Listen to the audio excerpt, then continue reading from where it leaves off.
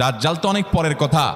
কোথাকার কোন আল্লাহর প্রতি অবিশ্বাসী মুশরিক বা কাফের খেলোয়াড় একটু পায়ের ভেলকি দেখায়, লক্ষ লক্ষ কোটি কোটি মানুষ হুমড়ি খেয়ে তার ভক্ত হয়ে ইমানি চেতনা, আমলি চেতনা, তাকওয়া, তহারাত সব খুঁয়ে বসে থাকে। আর সেখানে দাজ্জালের মতো এরকম মিরাকল, সব মিরাকল তার হাতে থাকবে। এরকম পরিস্থিতি যখন আসবে তখন মানুষ কি করবে? এখন এই যে তথ্য প্রযুক্তির উন্নতির এই সময়ে কত মুসলমানের সন্তান বেঈমান হয়ে যাচ্ছে, বিজ্ঞানরাই তারা আল্লাহ বানায় বসে থাকতেছে, আছে না নাই? ধারণামূলক বিষয়কে তারা চূড়ান্ত বিষয় বানিয়ে বসে আছে, বেঈমান হয়ে যাচ্ছে।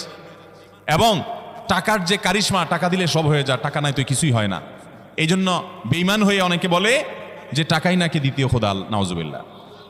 ভাইরা আমার, দুনিয়ার এই ভেলকি কি দেখছি আমরা?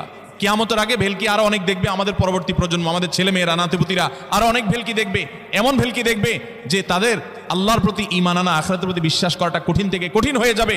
এরকম পরিস্থিতি তৈরি হবে দুনিয়াতে। তথ্য প্রযুক্তির উন্নতির নাম দিয়ে, এটার নাম দিয়ে, সেটার নাম দিয়ে মানুষের জীবনযাত্রা সহজ হবে, কিন্তু এর মাধ্যমে মানুষের ঈমান দুর্বল হওয়ার অনেক সম্ভাবনা, শঙ্কা তৈরি হবে এবং শয়তান সেগুলো সৃষ্টি করবে। এই আশঙ্কা থেকে বাঁচার জন্য সূরা কাহাফটা হলো